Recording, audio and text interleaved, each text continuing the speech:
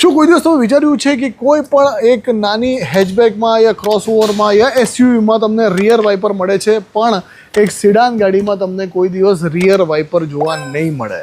સો આના માટે એવું કહેવાય છે કે એરોડાયનામિક્સ રીઝન છે. હવે એરોડાયનામિક્સ કેવી રીતે કે ભાઈ જ્યારે એક સિડાન ગાડી જે છે એ હવાને કટ કરે છે, ચાલે છે, તો એ જ્યારે હવા કટ થાય છે તો એનું જે ફ્લો હોય છે ને આવી રીતે હોય છે. સો હવા કટ થઈ થઈને આમ આવે અને અહીંયા જે વોટેક્સ ક્રિએટ થાય એના કારણે ધૂળ હોય, માટી હોય, પાણી હોય, બધું અહીંયા છૂટે છે. એટલે તમે જોઈ શકો છો કે આ પોર્શન વધારે ખરાબ તમને દેખાશે આ ગાડીનું. અને જ્યારે આપણે કોઈ હેચબેકની યા મોટી ગાડીઓની વાત કરીએ તો ત્યાં જે એરોડાયનેમિક છે કે જ્યારે ગાડી તમારી ચાલે છે તો હવા આવી રીતે કટ કરે છે ગાડીને, તો વોટેક્સ જે છે અહીંયા ક્રિએટ થાય છે. એના કારણે તમારા ગ્લાસ જે રિયર વિન્ડશીલ્ડ છે એના ઉપર તમારું પાણી જમા થવાના વધારે ચાન્સીસ હોય છે. એટલે એ લોકો તમને હેચબેકમાં, મોટી ગાડીઓમાં તમને રિયર વાઇપર આપે છે.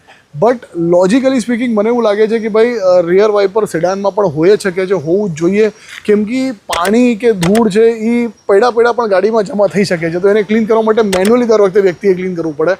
તો એના કરતાં અગર આ એક એક્સ્ટ્રા ફેસિલિટી આપી દીધી હોય સેડાન્સમાં તો જે ડ્રાઈવર છે એને ઇઝી પડે. તમને શું લાગે છે? કોમેન્ટ ડાઉન કરીને બતાવવાનું નહીં ચૂકતા.